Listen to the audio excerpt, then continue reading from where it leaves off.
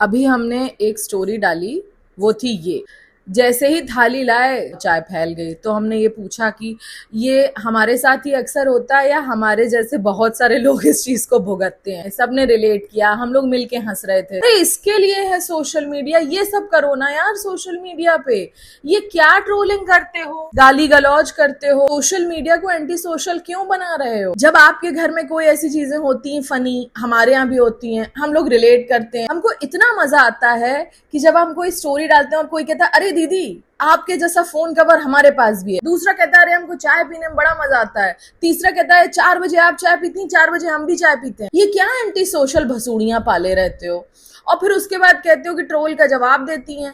तो ट्रोल करने आए क्यों थे? ट्रोलिंग तो एंटी सोशल इवेंट है, लोगों से जुड़ना सोशल इवेंट है। प्रॉब्लम्स देश में चलती रहती हैं, जैसे टैक्स, घुसपैठिए, गर्मी, अशिक्षा, उसमें ये कहां और बीच में घुसेड़ देते हो। इंस्टाग्राम के चलते सच मानिए इतने अनजान अनजान लोग मेरे दोस्त बने। लोग हमसे मिलने आए, हम लोगों से मिले और फिर उन लोगों से इस तरह का रिलेशनशिप जुड़ गया कि उनके बच्चे हमें मासी कहने लगे। उनके घर के लोगों से मिले, वो जहां कहीं जॉब पर जाते उन्होंने वहां अपने बाकी के दोस्तों से मिलाया।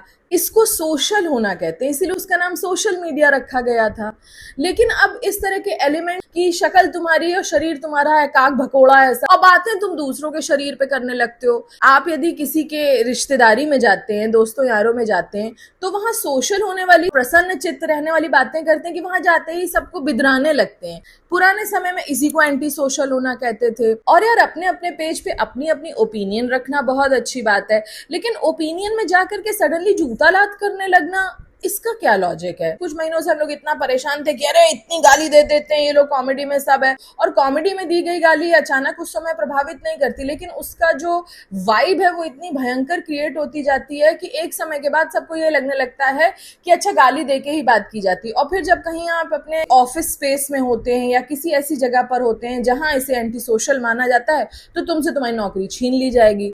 लेकिन उसके बदले किसी को जाकर के आप इस तरह की धमकियां लिख रहे हैं, तो मतलब आप ये कह रहे हैं अगर आपका बच्चा नीचे खेल रहा है और वो गाली दे रहा है तो तुम जाके उससे ये कहने लगोगे कि गाली मत दो। सोशल मीडिया बार बार इसलिए बोल रहे हैं कि सोशल सोशल सोशल, क्योंकि मनुष्य एक सामाजिक प्राणी है और सोशल मीडिया पर एंटी सोशल काक भकोड़ा ही करने से कुछ नहीं होगा। इंस्टाग्राम पे हमने इमेंसली अमेजिंग दोस्त बनाए हैं कि अगर मान लो बाई चांस हम कभी कानपुर जाएं और हमारे घर में रुकने की किसी कारणवश हमारे पास नहीं हो रीच, तो ये वो लोग हैं कि अगर हम इनसे कहें कि यार आज हम एक दिन तुम्हारे यहाँ रुक जाएं, तो ये हमें वहां लेने चले आएंगे जहां हम खड़े होकर इंतजार कर रहे हैं।